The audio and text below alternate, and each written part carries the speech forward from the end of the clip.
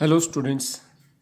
आज का हमारा जो टॉपिक है that is vapour pressure, factor affecting vapour pressure and Raoult's law. These topics are one of the most important topic of this chapter. The remaining portion of this chapter will depend upon today's topic.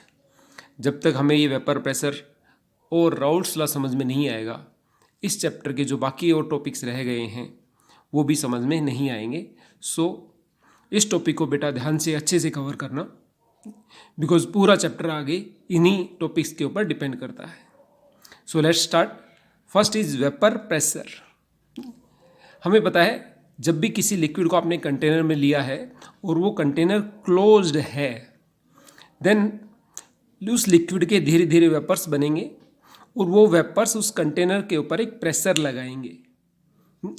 Generally जैसे आपने liquid को ढक दिया है किसी lid से, किसी ढक्कन से, देन थोड़ी देर बाद इक्विलिब्रियम सेटअप हो जाएगा। कैसे? कुछ लिक्विड के वेपर्स बनेंगे और कुछ वेपर्स वापस आ जाएंगे। नाउ इस इक्विलिब्रियम के ऊपर ये वेपर कितना प्रेशर लगा रहे हैं on the walls of that container, that is simply called vapour pressure. नाम से ही क्लियर है बेटा, vapour pressure, pressure exerted by vapours of a liquid in equilibrium. किसी भी लिक्विड के एक वेपर्स कितना प्रेशर लगा रहे हैं, that is simply your vapour pressure. अब वेपर प्रेशर किन किन फैक्टर्स के ऊपर डिपेंड करता है? First important one is intermolecular force of attraction. Liquid की फोर्स ऑफ अट्रैक्शन जितनी ज़्यादा होगी उतना वेपर प्रेशर उसका कम होगा। क्यों बेटा?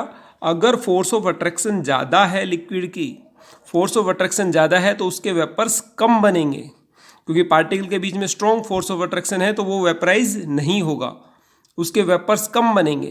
वेपर कम बनेंगे तो उसका वेपर प्रेशर भी कम आएगा। जैसे हम सिंपल बात करें, वाटर और ऑयल आपके पास है, कौन जल्दी इवेपरेट होता है? वाटर जल्दी इवेपरेट होता है, ऑयल थोड़ी बहुत कम इवेपरेट होता है।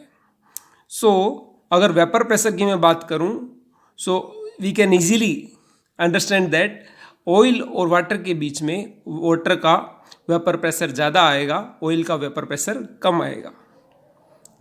इसी तरह पेट्रोल और वाटर के बीच कंपेयर करूं, पेट्रोल और वाटर के बीच में कंपैरिजन करें तो पेट्रोल के बीच में फोर्स ऑफ अट्रैक्शन कम है, जल्दी उड़ता है पेट्रोल, तो उसके वेपर्स जल्दी बनते हैं।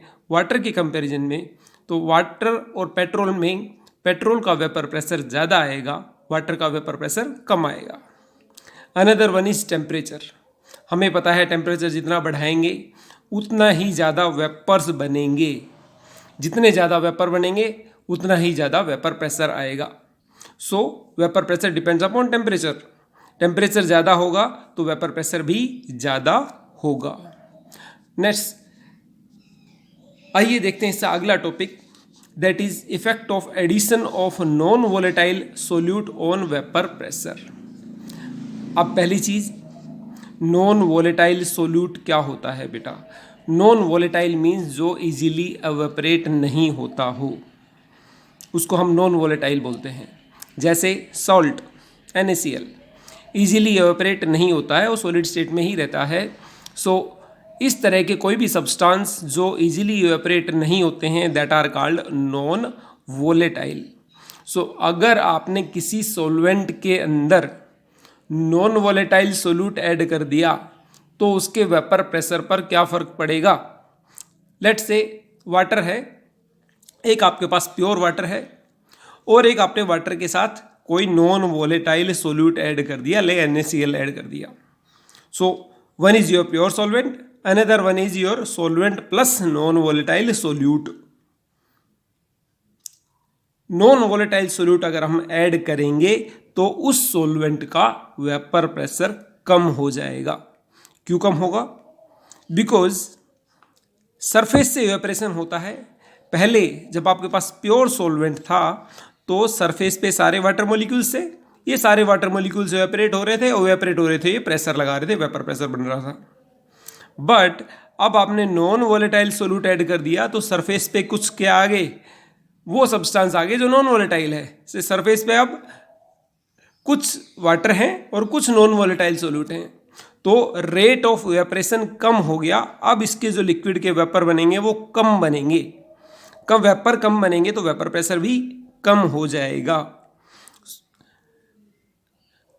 Vapour pressure decreases if a non volatile solute is added in a solvent. तो किसी भी सॉल्वेंट के अंदर अगर आप कोई नॉन वोलेटाइल सोल्यूट, एक ऐसा सोल्यूट जिसका वेपरेशन नहीं होता है, वो आप ऐड करोगे तो उसका ओवरऑल वेपर प्रेशर कम हो जाएगा।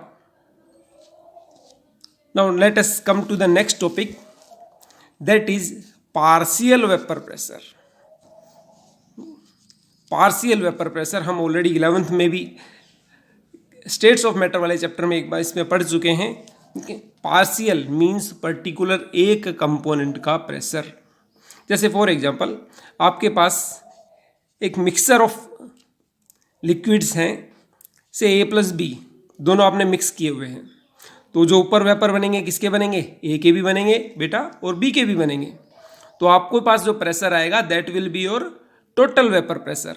ये टोटल वेपर प्रेशर किसकी वजह से आया है, A की वजह से भी और B की वजह से भी।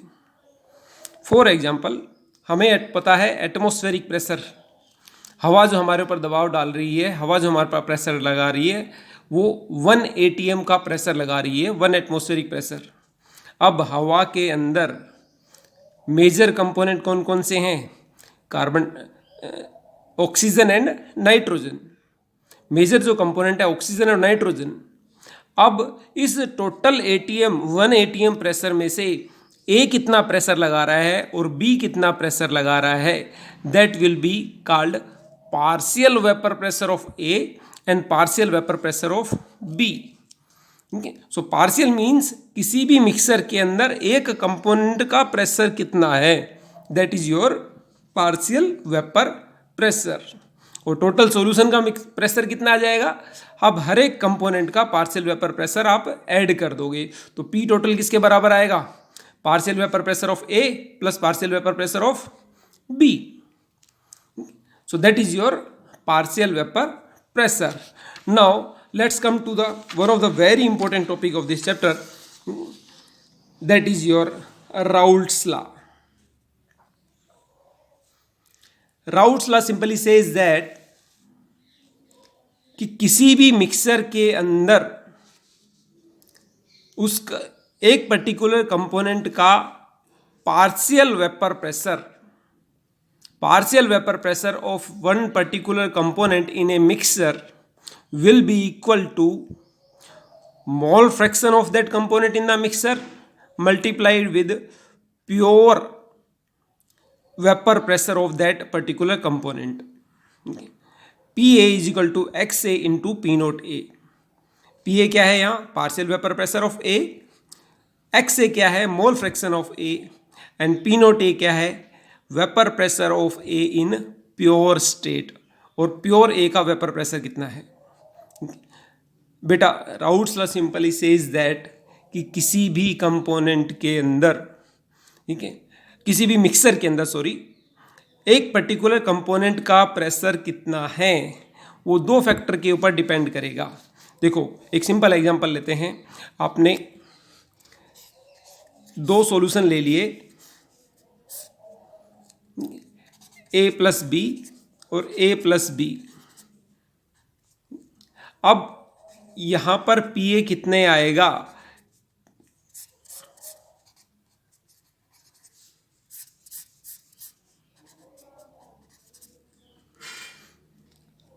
यहां पर जो partial vapour pressure of A की वजह से कितना प्रेशर लगेगा, दैट विल डिपेंड अपॉन कि A की इसके अंदर क्वांटिटी कितनी है। आप A की क्वांटिटी जितनी ज़्यादा लोगे उतना ही वेपर प्रेशर A का ज़्यादा आएगा। पहली चीज़, आपके सॉल्यूशन के अंदर उस कंपोनेंट की क्वांटिटी कितनी ज़्यादा है। फॉर एग्जांपल आपने एक सॉल्यूशन ले लिया अल्कोहल प्लस वाटर का, हम कह रहे हैं कि अल्कोहल वाटर के साथ आपने अल्कोहल मिक्स कर दिया। अगर आपने 90% वाटर लिया है, 10% अल्कोहल लिया है, तो सिंपल सी बात है वाटर का कंपोजिशन ज़्यादा है, वाटर का कंपोजिशन ज़्यादा है तो वाटर का वेपर प्रेशर भी ज़्यादा आएगा। पहली चीज़ जो डिपेंड करेगी वो है कि उस पर्टिकुलर कंपोनेंट का कंपोजिशन कितना है सॉल्यूशन के अंदर, कि वो कितना प्रेजेंट है। उसको हम किससे रिप्रेजेंट कर रहे हैं, यहाँ उसको रिप्रेजेंट कर रहे हैं हम मोल फ्रैक्शन से। ठीक है, तो राउल्ट्स लॉ में उसको हमने रिप्रेजेंट कर दिया मोल फ्रैक्शन से। ठीक है, पहली बात समझ में आ गई, मोल फ्रैक्शन के ऊपर डिपेंड करेगा। सेकेंड थिंग इज दैट अगर आपने दोनों का 50-50% ले लिया, कंपोजिशन दोनों की सेम है, अब डिपेंड करेगा कौन जल्दी उड़ता है। हमें पता है वाटर और अल्कोहल में से अल्कोहल जल्दी इवेपोरेट होता है, वाटर का इवेपोरेशन कम होता है। अगर आपने 50-50 भी लिया है तो ऊपर वेपर्स किसके बनेंगे, जिसका इवेपोरेशन ज़्यादा होगा, ज़्यादा इसका जो इवेपोरेशन होगा उसके वेपर्स ज़्यादा बनेंगे। तो पहली चीज़ तो क्वांटिटी के ऊपर डिपेंड करेगा। अनदर वन इज ए और बी का इवेपोरेशन रेट कितना ज़्यादा है प्योर स्टेट में।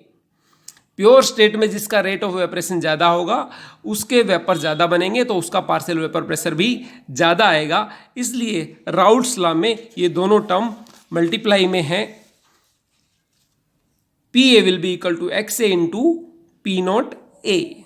तो पार्शियल वेपर प्रेशर ऑफ एक कंपोनेंट किसके ऊपर डिपेंड करेगा, mole fraction of that component multiply with vapour pressure of that component in pure state. Similarly solution के केस में क्या हो जाएगा, टोटल सॉल्यूशन का वेपर प्रेशर कितने के बराबर आएगा, vapour pressure of A plus vapour pressure of B, और इन दोनों का हम सम कर देंगे, we will get total vapour pressure of solution. Now come to graphical representation of Raoult's law. ठीक है, हम एक ग्राफ से राउल्ट्स लॉ को रिप्रेजेंट कर सकते हैं। कैसे बेटा, देखो इस ग्राफ के अंदर यहाँ पर मोल फ्रैक्शन है नीचे एक्स एक्सिस में, और वाई एक्सिस में वेपर प्रेशर है। सॉल्यूशन का अलग अलग कंपोजिशन के हमने सॉल्यूशन लिए हैं। स्टार्टिंग में हमने क्या लिया, ऐसा pure A, mole fraction A का 1 है, मीट मीन्स प्योर ए, तो इसका वेपर प्रेशर क्या आएगा, P naught A, pure A. Similarly यहाँ पर जो सॉल्यूशन है दैट इज उस pure B, mole fraction B का 1 है, प्योर बी का वेपर प्रेशर क्या आएगा, पी नॉट बी। अब जैसे जैसे हम अलग अलग कंपोजिशन का सॉल्यूशन लेंगे, अलग अलग कंपोजिशन मींस, ठीक है, अब एक्स ए का मोल फ्रैक्शन यहाँ पे प्योर था, अब मोल फ्रैक्शन ए का मोल फ्रैक्शन मैं कम करता करता जा रहा हूँ। ठीक है, एक्स ए क्या है यहाँ 0 हो गया। ठीक है, एक्स ए 0 हो गया यहाँ, और एक्स बी का स्टार्टिंग में 0 था, बढ़ता बढ़ता एक्स बी प्योर ले गया। तो जैसे जैसे आप बी का कंपोजिशन 0 से 1 तक लेकर जाओगे बी का वेपर प्रेशर बढ़ेगा।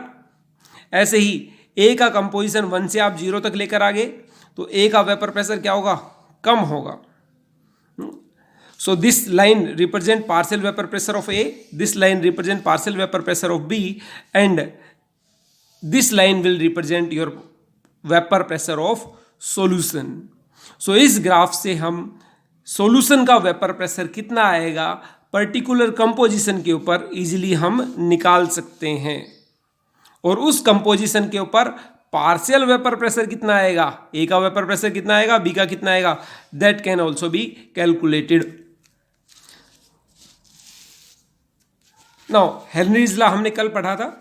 हेनरीज लॉ और राउल्ट्स लॉ के बीच में सिमिलैरिटी क्या है, Raoult's law is a special case of Henry's law.